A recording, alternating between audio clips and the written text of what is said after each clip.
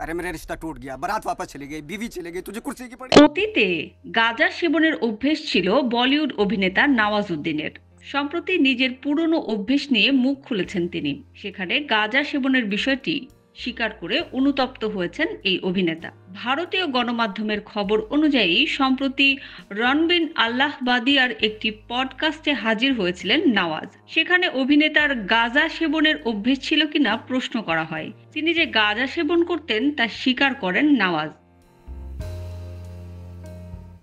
জানান সঙ্গদোষে গাঁজা সেবনের অভ্যেস তৈরি হয়েছিল এই অভিনেতার। বেশ আসক্তও ছিলেন তিনি। পরে তিনি বুঝতে পারেন এই অভ্যেসটা ভুল ছিল। নওয়াজের কথায়, আমার কিছু মানুষের সঙ্গে যোগাযোগ ছিল যারা গাঁজা সেবন করত এবং এক পর্যায়ে আমিও তাদের সঙ্গে জড়িয়ে যাই গাঁজা সেবনে। এরপর বুঝতে পারি যে আমি একটা কিছু ভুল করছি। ওই পডকাস্টে নওয়াজকে প্রশ্ন করা হয় তিনি কখনো একাকী বোধ করেছেন কিনা। জবাবে অভিনেতা বলে, মোটেও না, বরং আমি একা থাকতেই খুব ভালোবাসি।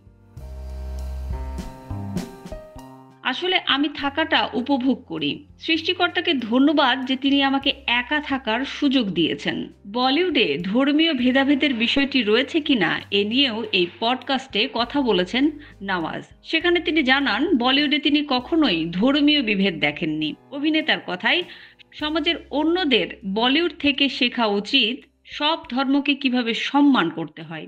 উল্লেখ্য, বলিউডের জনপ্রিয় অভিনেতা নওয়াজুদ্দিন সিদ্দিকী প্রায় ২ দশকের কাছাকাছি সময়ের ক্যারিয়ার তার।